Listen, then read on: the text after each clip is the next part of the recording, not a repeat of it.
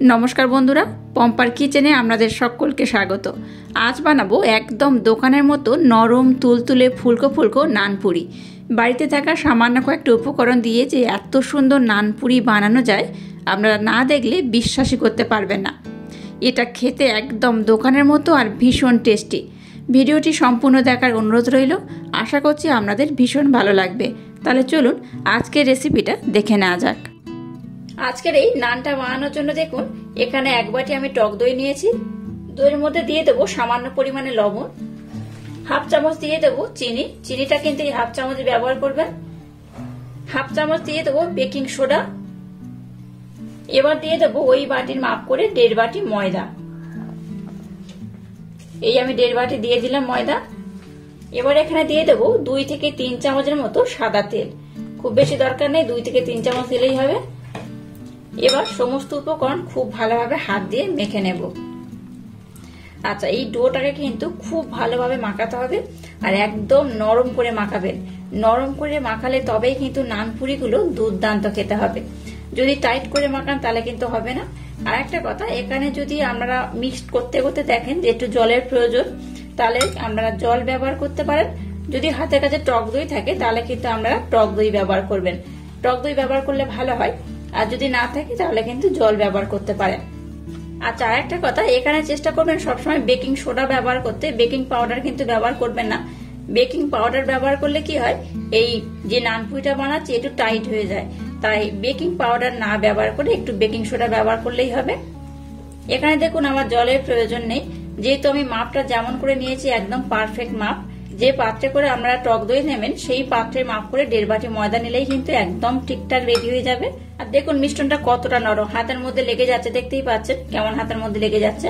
মিশ্রণটা কিন্তু এরকমই হবে। এবার দেখুন এখানে 1 চামচের মতো আমি তেল দিয়ে দিলাম। তেল দিয়ে আবার এটাকে আমি খুব ভালোভাবে মেখে নেব। দেখুন এটাকে আমি খুব সুন্দর করে একদম নরম করে মেখে নিয়েছি। এবার এটাকে আমি আধা ঘন্টার জন্য রেস্টে রেখে দেবো। আধা ঘন্টা পর আমি আপনাদের সাথে নেক্সট স্টেপ শেয়ার করব। দেখুন আধা ঘন্টা পর আমি আবার ফিরে এলাম। আধ ঘন্টা পর মিশ্রণটা আমাদের দেখাচ্ছে। দেখুন মিশ্রণটা কিন্তু আরো বেশ সফট হয়ে গেছে। এরকম যতটা নরম বা সফট করে বানাবেন ততই কিন্তু আজকে যে নানপুরিটা বানাবো ততটাই ফুলবে, ততটাই টেস্টি হবে। এবার এইরকম কিন্তু আমি একটু লেচি কেটে নেবো, এইরকম একটু বড় বড় করে। যেহেতু পুরি বানাবো তাই কিন্তু একটু বড় বড় করে লেচি কাটতে হবে। সমস্ত মিশ্রণ দিয়ে এইভাবে আমি একটু বড় বড় করে লেচি বানিয়ে নেব। এবার একটা বেলেন চাকি নিয়ে নিয়েছি, এর মধ্যে একটু ময়দা দিয়ে দিলাম।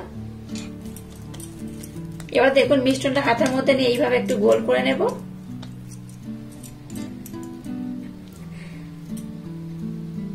এবার ময়দার মধ্যে দিয়ে দিলাম, উপর দিয়ে একটু ময়দা ছড়িয়ে দেব। এবার আলতো হাতে একটু ছোট ছোট করে বেলে নেব। খুব বড় করবেন না, আবার খুব ছোট রাখবেন না, একদম আলতো করে এইভাবে বেলে নিতে হবে। দেখুন এটাকে আমি কতটা বড় করে বেলে নিয়েছি আর কতটা মোটা বা পাতলা হয়েছে দেখুন, দেখে বুঝতেই পারবেন। একটু মোটা করে বেলতে হবে। আচ্ছা, এটা কিন্তু বেলে আমি সঙ্গে সঙ্গে ভেজে নেব, এটাকে রাখবো না। যেহেতু একদম নরম করে মেখেছি তাই বেশিক্ষণ রাখা যাবে না। এই দেখুন এবার এটাকে কিন্তু আমি ভেজে নেব। এবার দেখুন গ্যাসটাকে ছেড়ে দিয়ে একটা কড়া বসিয়ে কড়ার মধ্যে তেল দিয়ে তেলটাকে খুব ভালোভাবে গরম করে নিয়েছি। এবার দেখুন নানপুরিগুলো তেলের মধ্যে দিয়ে দেব। গ্যাসের ফ্লেমটাকে লো রেখে এটাকে কিন্তু আস্তে আস্তে এইভাবে বানিয়ে নেবেন। কতটা ফুলে যাবে দেখুন, একদম কিন্তু ফুলকো ফুলকো হয়ে ফুলে যাবে, দেখতেই পাচ্ছেন। এই দেখুন আমি যেভাবে মাখিয়েছি আর যেভাবে বানাচ্ছি আমার মতো একবার বানিয়ে দেখবেন। এই নানপুরিগুলো দুর্দান্ত হয়।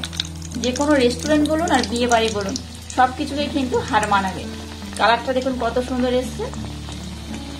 গ্যাসের ফ্লেমটাকে লো টু মিডিয়াম রেখে উল্টে পাল্টে এটাকে একটু হালকা লাল লাল করে ভেজে নেব। দেখুন নানপুরিগুলোকে কিন্তু আমি খুব সুন্দর করে ভেজে নিয়েছি আর কতটা ফুলেছে দেখতে পাচ্ছেন তো, অসম্ভব সুন্দর হয়েছে। এবার এটাকে আমি উঠিয়ে নেব।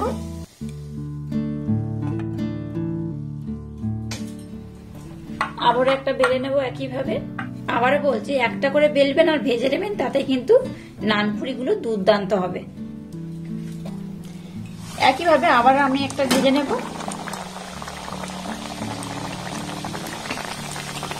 একদম আলতো ভাবে একটু চাপ দিয়ে দিয়ে কিন্তু ভাজবেন বা উপরে একটু তেল দিয়ে দেবেন, দেখবেন এইভাবে কিন্তু ফুলে যাবে। কতটা ফুলে যাচ্ছে দেখুন, দেখলেন তো কতটা ফুলে গেছে। এই দেখুন, এটা দেখতে যেমন সুন্দর, খেতে কিন্তু তেমনই দুর্দান্ত। যে কোনো বিয়ে বাড়ির নানপুরি স্বাদকেও হার মানাবে। যাই হোক, এটাকে উল্টে পাল্টে আবারও একইভাবে একটু লাল লাল করে ভেজে নেব।